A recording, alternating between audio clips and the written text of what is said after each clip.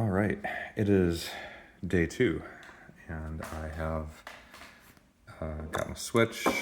I got some Lego connectors here, and I had to consult a friend because if we look at the wiring diagram here, the first wire is on the left-hand side, the low voltage is brown, and there's no brown.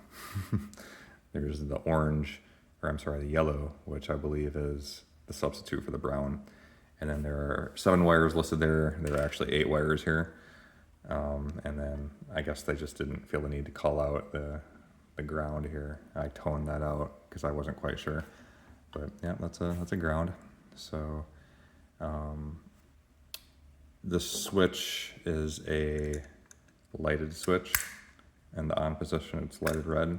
So this actually needs a common also attached to it.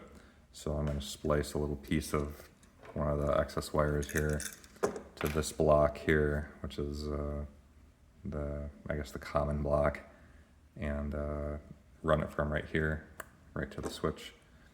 And then the yellow is going to go from the switch into the motor, and then the black is going to go from the wall to the switch. So that's how we're gonna do this. I will try and get this wired up, and then we'll see if this works.